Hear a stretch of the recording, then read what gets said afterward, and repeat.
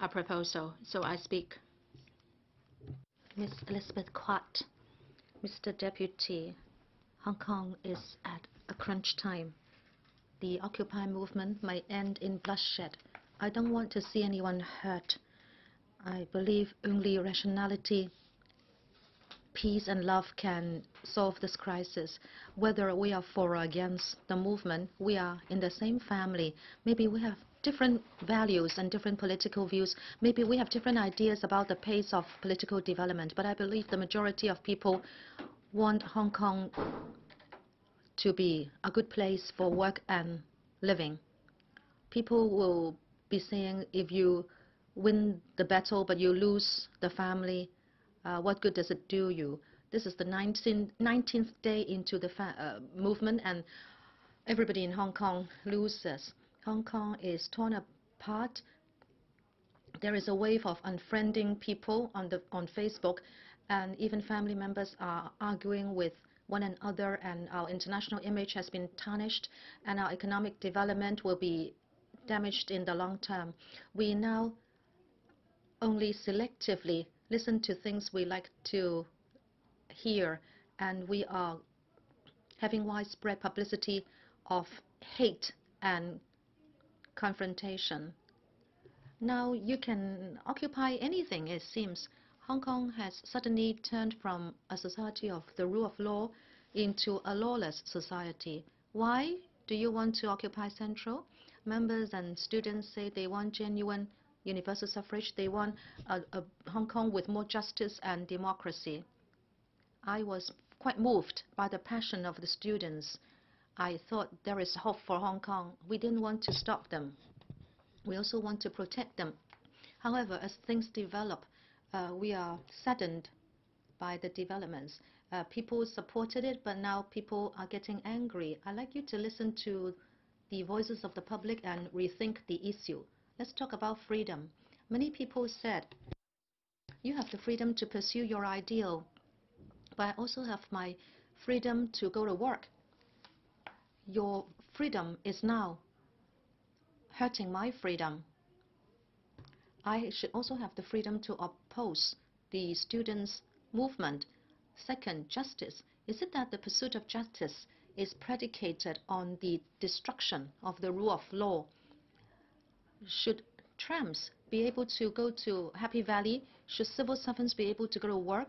Should drivers be able to maintain their jobs? It seems everything requires the permission of the protesters. You are asking the police to protect you because you are unlawfully occupying the streets. You call that justice. And number three, democracy. Democracy is not just a slogan. A professor of philosophy in the Michigan University said in his thesis that we need 5 elements to build democracy. Number one, the psychological state, including the quality of the people in the community, the spirit of conciliation, and an objective attitude. Let the protesters ask whether they are objective and balanced, or are they just hurling insult at people? Do you want also to accommodate differences? Mr. Zhou Xiaowang said he wanted to meet the CS because he wanted to put questions to her in her face so as to show that she would have no answer for him. So that was in fact the orchestration of a show instead of pursuing a dialogue. I don't believe there are international standards and perfect models for universal suffrage. There is no true or untrue universal suffrage, but there can be a system. There is no other place in the world with one country, two systems.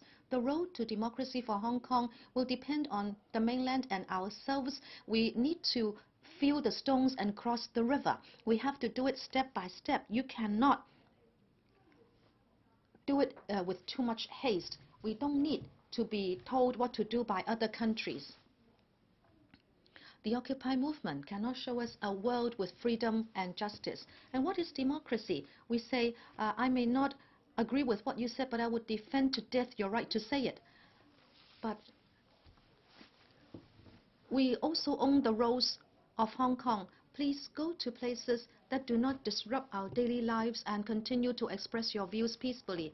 As Mr. Albert Ho said, you can have a chat, you can listen to lectures and do your homework, and no one wants to interfere with you. Please respect the aspirations of other people in Hong Kong. Let them have the roles back.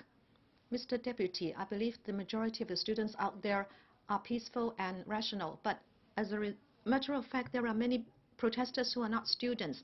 They continue to provoke the police and charge at the police. They hurl abuses, and they also physically charge at the police. It seems they are compelling the police to forcefully clear the sites.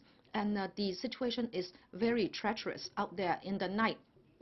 I want the students to think about how they can separate themselves from these people who are not peaceful and protect themselves from bloodshed. Those who have conscience, please treat the students as your children. Those who really love them would not push them to the martyr stand and become heroes. They will advise them to go home. Mr. Deputy, the police have been insulted and they are under huge pressure. They work long hours, but they have been professional and restrained. They are doing their best to protect Hong Kong. They should be commended. We wouldn't say all protesters are triad people because there are triad people amongst the protesters. So we should not lose confidence in our police force because a few policemen have done wrong. Hong Kong has always been one of the safest cities in the world. This is because the Hong Kong police force have always been civilized and professional. I have confidence in the Hong Kong police. I will continue to support the police in their resolute enforcement of the law, and I believe many other people are with me. I'm sure whoever breaks the law, the police would be fair and just in enforcing the law. Mr. Deputy, I have this foreign reporter who is filming and gathering news at the occupied areas every day, and he was telling me that he could see good and bad protesters. There are students who are cleaning up, who are peaceful, who are recycling waste, and who are doing their homework. But then there are also other citizens who are challenging the police. It is not as if the members here are saying that all of them are rational, nonviolent, and peaceful, that no one has engaged in violence. Well, we could see that on TV footage. Please be comprehensive in your description. My friend also said some police officers are very tolerant. They would not answer back. They would not hit back. But then some other policemen are human beings. They would also like to talk back and they would like to hit back, but then they would have been restrained by their colleagues. However, they would still protect those who have scolded them. My friend told me that is just human nature. In all large-scale protests all over the world, you could see the best and the worst of human nature. Just these 2 days, Mr. Lam Man Yi and Mr. Lam Man Chong, they are musicians and they have released a song saying that they would like to bless Hong Kong. The lyrics say, Hong Kong is your home and our home. Let us not allow it to collapse. Okay. And then it also said we should unite. We should not tear ourselves apart. It also says the future must be better than the present. I believe such lyrics express the feelings of Hong Kong people. Do we have to set ourselves against the other? Do we want to carry on like this? Many people are asking, how can we end the situation? Are you not worried? Don't you think that is very dangerous out there? We are stuck with this quandary. I hope we can expound the best of human nature. Let us put down hate and arguments. We are a family.